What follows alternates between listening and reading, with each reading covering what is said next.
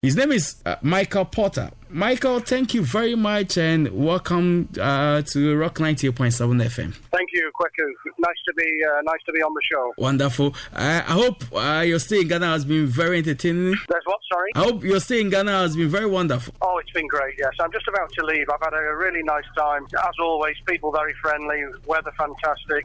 So I've had a great stay. So I'm heading back home as we speak. Oh, okay. All right. Then before you leave, we'd like to ask from you. The Euros is about to kick off. Yes. How well can you assess the chance of all the countries participating in this year's Euros? Which teams have the bragging rights? Which teams look very favourite to win the Euros? Okay. Well, we look at the six groups, and if you look at Group A, France are the home team. They're playing the first game this coming Friday against Romania on their home soil. So I think you can't count out France. It's been a while since they've produced, but they're still a force. And on the home soil, you've got to see them having an opportunity, to certainly get to the quarterfinals, semi-finals. If you move to the next group, you've got England, Russia, Slovakia, and Wales. Now England's a little bit inexperienced side, and they're taking one or two risks with some of the players they've selected, particularly with injury and lack of experience. But I think looking at the group that they're in, I think they may be favourites to go through. Conversely, Group C, you've got Germany, world champions.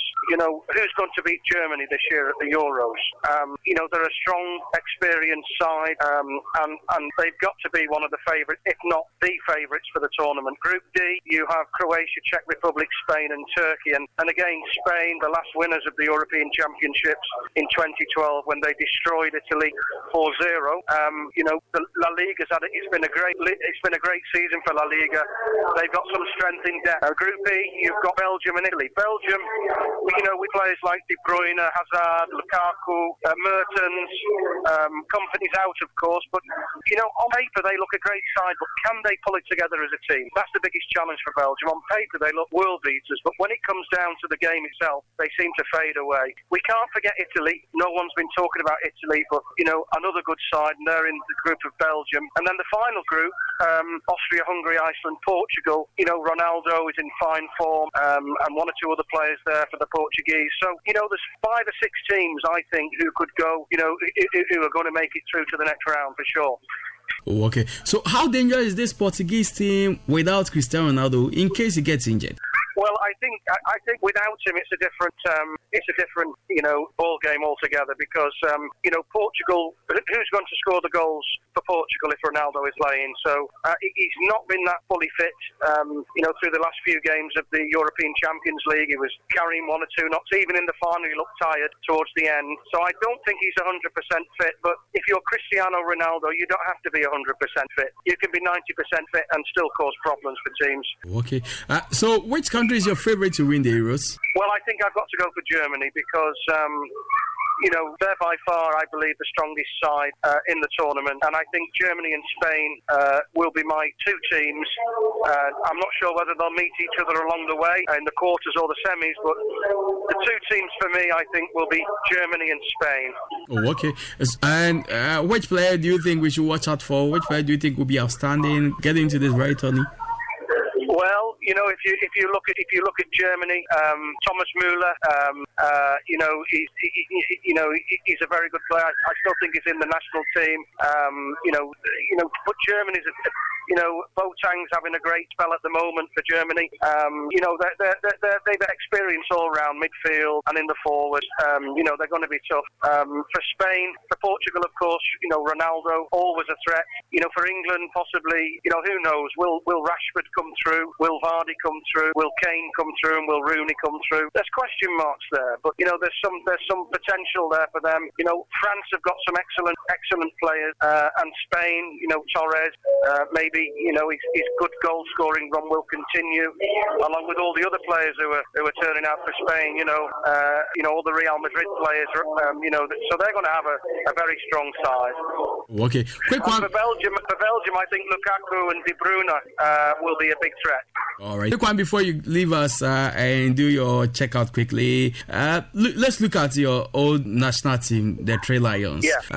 People claim that they are taking a lot of risk going to this very tournament. You are going with young Rashford Wiles, you leave out Walcott, you are going with Aninji, Bruce Sterling, and you leave out other players. You don't. And people talk about why do you have to go with Walsher and leave Danny Drinkwater in the house? It's just unheard of. A player who played just 3 matches in the season, you just take him to the tournament and leave an outstanding player in the league going to the tournament. What are a few comments about the Three Lions going to this very tournament? Well, Roy Hodgson's taken a risk. I mean, it's an inexperienced side. Rashford, for example, 3-4 months ago, nobody had heard of Rashford. All of a sudden, he burst onto the scene with Manchester United, and now he's in the England setup.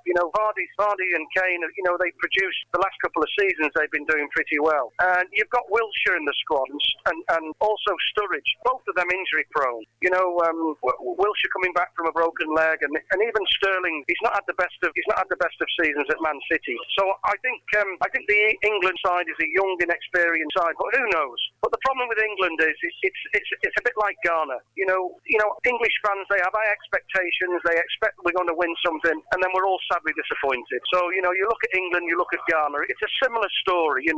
We just can't quite go the whole way, and I'm not sure this squad has got the balance that is needed to go the whole way and win this tournament. But do you think the gamble is worth it? Is that gamble worth it? The gamble working? Well, I think it needed to happen because you have likes of John Terry and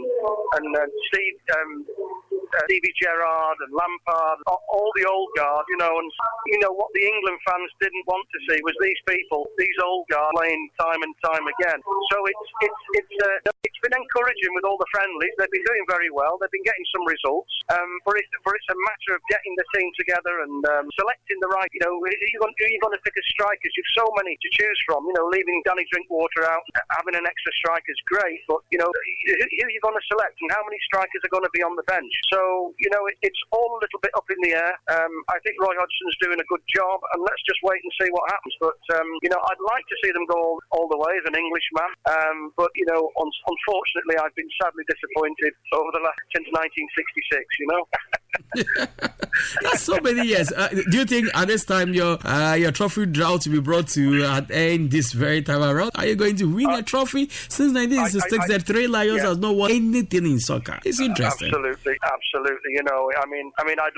There's nothing more I'd love more than England winning it. But in all honesty, being realistic and brutally honest, I can't see it. I can't see it happening because Germany and Spain, Spain, I just think will be too much for England. So if they come across Germany or Spain along the way, and they'll probably meet one of them, I think England's really going to struggle, with the squad that they've got. But saying that, they'll give it a good go, and I'm hoping I'm going to be proved wrong. Well. Okay, as I'm leaving you, the Black Stars of Ghana have qualified for their 7th consecutive African Cup of Nations. We are always known for getting to the semi-final stage. I don't know the words that you have for the Black Stars of Ghana before you take the Well, it's the same as England, I'm afraid.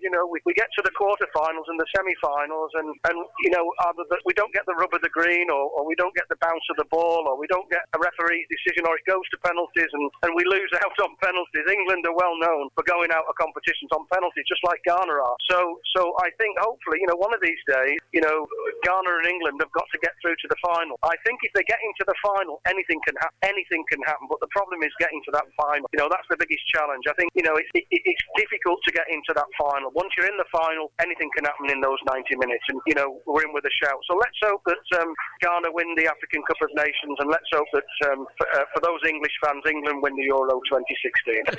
Okay, so today we are basing everything on hope. I'm what? Sorry. Yeah, we are basing everything on hope for now. Yeah. So I'll be starting my prayers tonight when I get home. All right. Hopefully the Lord will listen to me, and have some mercy on our English team. Well, it's been fantastic speaking to you this evening. Wishing you all the best with your next flight going to Manchester. Okay. We hope to talk more when you get to UK. Great, and all the very best to your viewers.